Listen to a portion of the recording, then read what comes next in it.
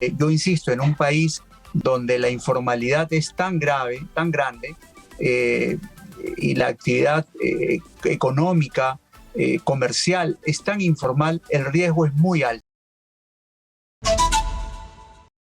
Estamos enlazados vía Zoom con Abel Salinas, ex ministro de Salud. Bienvenido, señor Salinas, a Exitosa Perú.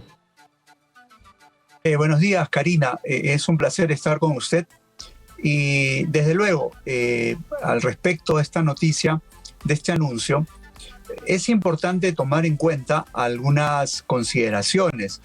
No es cuestión de repetir lo que hacen otros países, donde primero tienen servicios de salud mucho más eficientes y que lamentablemente nosotros no tenemos. Y la capacidad de respuesta no podría ponerse en riesgo, porque eso significaría poner el riesgo de la vida de las personas en el caso haya una cuarta ola, que seguramente habrá, y que no sabemos qué características puede tener. Ojalá que no sea una variante de gravedad, como es lo que todos pensamos, pero nadie puede estar seguro.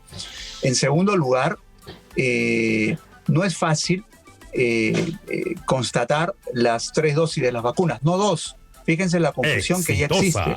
No son suficientes 2 dosis. En este momento son necesarias 3 dosis de las vacunas de COVID para pensar que uno tiene algún grado de protección.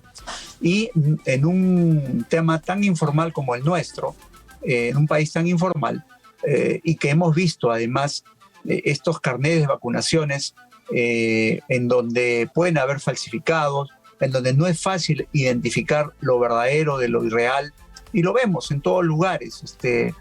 Cualquiera puede enseñar una foto de un carnet y pasa, y ya ni siquiera se corrobora si pertenece a la persona o no. Lo cual es gravitante, es peligroso, y naturalmente yo insisto, en un país donde la informalidad es tan grave, tan grande, y la actividad económica, comercial es tan informal, el riesgo es muy alto. En consecuencia, yo buscaría otras formas de tratar de alentar más bien la utilización de las vacunas, y más bien de alentar que se sigan utilizando las mascarillas, la distancia física, evitar aglomeraciones, etcétera, hasta que finalmente salgamos de este problema. Claro, precisamente porque nuestro sistema de salud no ha mejorado para nada, ¿no? No ha mejorado para nada, pero si estamos en espacios públicos abiertos, parques, eso necesita mucha orientación, necesita cambiar mucho el chip de los peruanos, porque acabamos de ver el despacho de Cari Saldaña en Gamarra, y la gente en Gamarra se quiere quitar la mascarilla, y es diferente quitarse la Gamarra y quitarse en un espacio público como la playa y estar distanciado a 1 metro de distancia, o en un parque muy grande. Eso haría la gran diferencia, pero si la gente lo hace con responsabilidad. Exitosa. Exactamente, Karina. Son cosas difíciles de controlar por el hábito social de nuestros conciudadanos, pero que además el Estado incumple en una comunicación en salud, una comunicación de riesgo, donde debería insistir en los cuidados de la autoprotección, en el cuidado de la salud. Al contrario, tenemos mensajes que desalientan. Por ejemplo, fíjese, Karina, no nos olvidaremos que al 31 de diciembre el propio presidente de la República anunciaba que habíamos alcanzado un porcentaje altísimo de vacunados en esa fecha. Al final eso no era realidad, las cifras estaban por debajo de lo que él anunció. O por ejemplo, cuando en el Congreso de la República, tanto el presidente como el presidente del Consejo de Ministros, no sabemos quién copió a quién, pero ambos dijeron que los niños entre 5 y 17 años tenían una cobertura de vacunas alta, cuando en realidad el problema era de 5 a 11 años, donde apenas habíamos vacunado menos del 25%. En consecuencia, ese tipo de mensajes que no son reales, que no son sinceros, más bien dan un espíritu de confianza en la ciudadanía, una falsa sensación de confianza, y por lo tanto, bueno, si ya estamos bien, ¿ya para qué sigo vacunándome? ¿Para qué? Si estamos bien, todo está perfecto. Es más, por ahí aparecen quienes piensan que las vacunas ya me van a hacer que me ponga la tercera, la cuarta, la quinta dosis. Esto es un negocio que seguramente otros estarán ganando con esto. Desalienta. Este tipo de mensajes erróneos que hace el propio Ejecutivo, el propio gobierno, más bien desalientan la vacunación, que es preocupación. Tenemos muchísimas ciudades en el Perú que están por debajo del 50% de cobertura con las 3 dosis. Le voy a pedir, Entonces, por favor... Caramba, ¿de qué estamos hablando?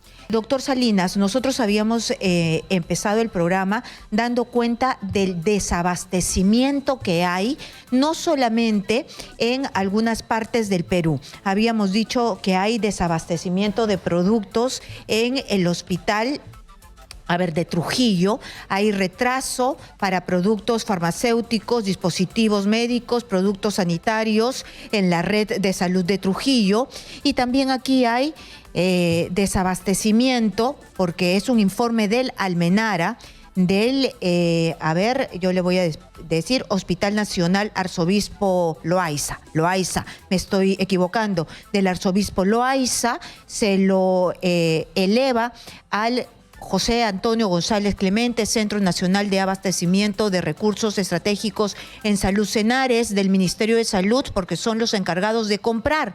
Y aquí estábamos viendo nosotros que no pueden comprar ni siquiera paracetamol, y ellos dan una explicación de que hay 16 productos desiertos y que han hecho todo lo posible, pero ¿sabe qué?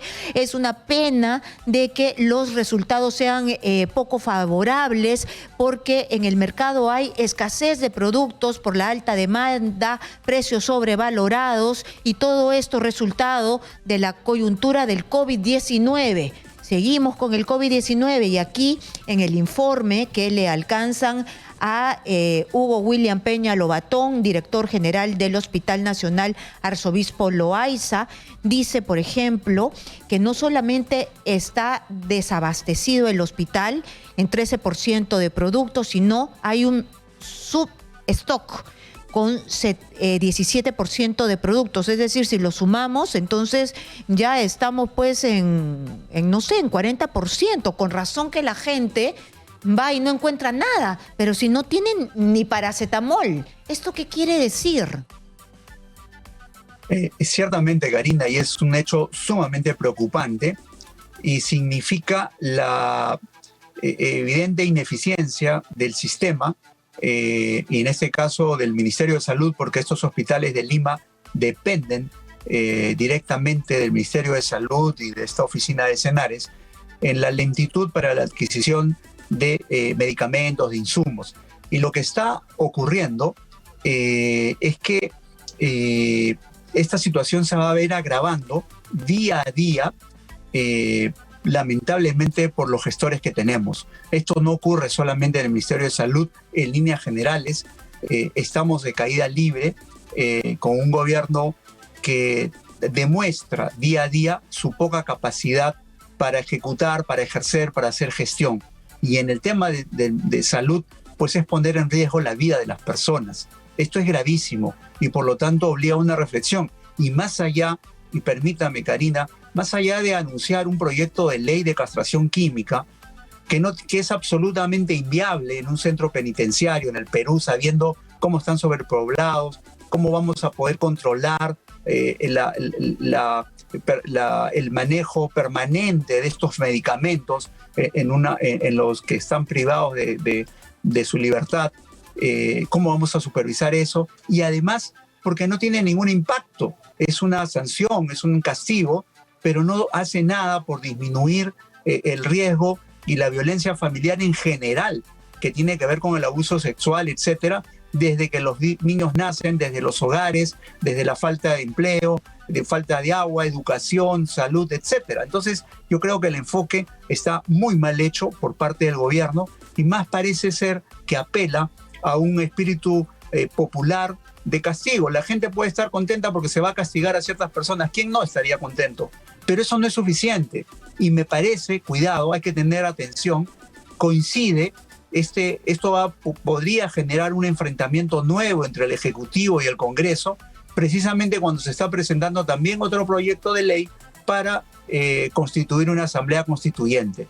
En consecuencia, cuidado, no vaya a ser que se quiere poner en contra del Congreso a más pobladores, a más ciudadanos, para que después sacar ganancia con este tema de la Asamblea Constituyente. Hay que tener muchísimo cuidado con lo que está pasando. Muy bien, yo le dije lo de la paracetamol, que está desabastecido, y le voy a pasar a decir otras cosas que están en substock, ¿no? En substock.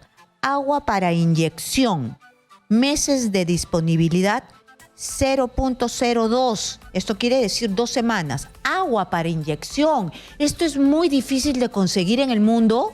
Agua para inyección. Luego, voy a ponerme los lentes. Cefalolina como sal sódica. Tienen 0.004.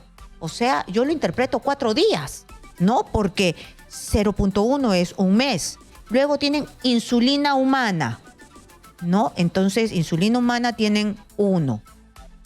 Y aquí dice que está descrita por meses, 1. Sodio cloruro de 900, 0.1. Tramadol de 50, 0.9. Soldipen de 10, 0.1. Dígame, estos medicamentos... Sí, ciertamente estamos hablando de productos no de gran jerarquía, pero que son vitales para mantener la vida de las personas. Y estamos hablando de stocks críticos. Quiere decir que en breve podemos tener desabastecimiento inminente. Y eso seguramente motivará otra vez más a las compras de urgencia, a las compras por emergencia, por desabastecimiento inminente, y que seguramente se harán sin el debido proceso. Cuidado, hay que estar alertas, y sean adjudicaciones directas al mejor postor.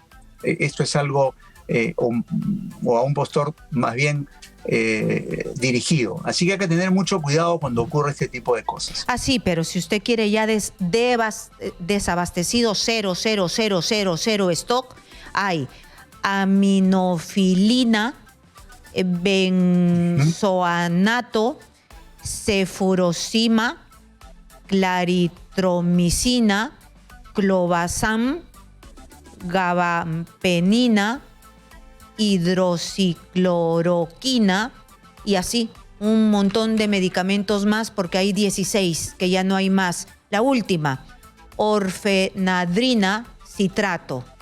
Hay varias. Y esto sí, es... ahí hay medicamentos que son básicos, hay antimicrobianos, antibióticos, hay relajantes musculares, analgésicos, etcétera, y insumos también que son para la preparación de los medicamentos que tienen que colocarse por vía intramuscular o vía endovenosa. En consecuencia, es cierto, esto es una situación crítica que tiene que corregirse rápidamente, pero que no es sino una muestra más de la ineficiencia por la que estamos pasando y que estamos siendo sometidos todos los peruanos. La gestión, muy bien. Y esto hay que alertarlo porque es un hospital público, es del MINSA, la gente pobre necesita esto y simplemente no se lo van a dar, como ya hemos visto con los medicamentos del cáncer. Muchísimas gracias, Abel Salinas, exministro de Salud, por explicarnos un poco más de qué se tratan estos medicamentos, porque hay muchos nombres muy difíciles, pero nosotros no sabemos para qué. Y miren, para qué sirven. Para infecciones, analgésicos y un montón de cosas que se necesitan para sanar.